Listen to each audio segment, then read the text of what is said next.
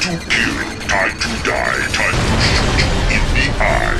It's Zircon.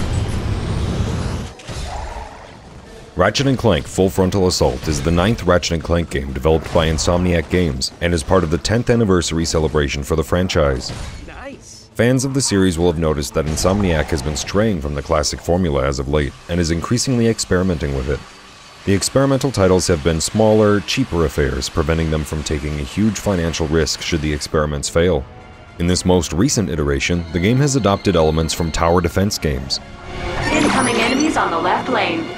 You must fight off waves of enemies with the help of turrets, mines, and barriers placed inside of your base.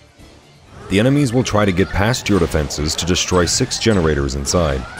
You are able to fight these enemies in your typical Ratchet and Clank style alongside your turrets. Between waves of enemies, you explore the levels collecting bolts to fund your base defenses. You are also tasked with completing various objectives to progress through your mission. Weapon pods spread across the levels contain a mini-game that awards you extra bolts for precise timing and provide you with a limited weapon selection. The Warmonger is now available. After picking your weapon of choice, a new wave of enemies is triggered. Enemy dropship now on approach.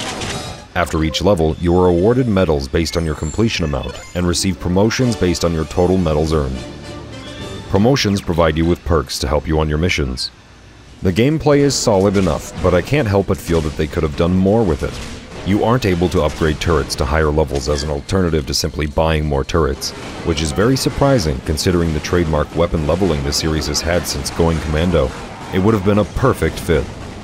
You receive barely enough bolts to build up a proper defense, which I like because it forces you to carefully decide what you should be purchasing, but I would have liked to see larger, tougher enemy waves that required the use of nearly every defense pad you could possibly build on, along with extra bolts needed to do so.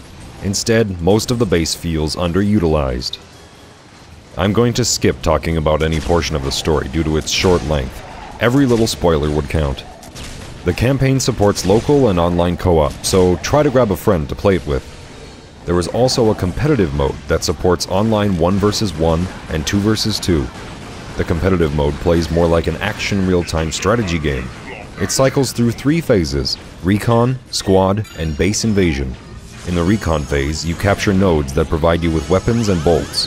The red team captured Node 3. You will often have to fight off enemy players to capture or recapture nodes.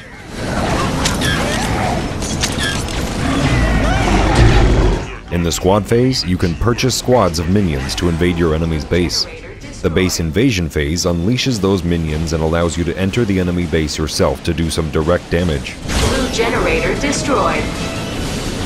If you're looking for a fun little co-op or competitive game and happen to like Ratchet and Clank, then Full Frontal Assault fills the $20 price well. If a long, in-depth story is your primary concern in a Ratchet and Clank game, you'll probably want to take a pass on this one, as the story will pretty much end up as a footnote in the canon of the series.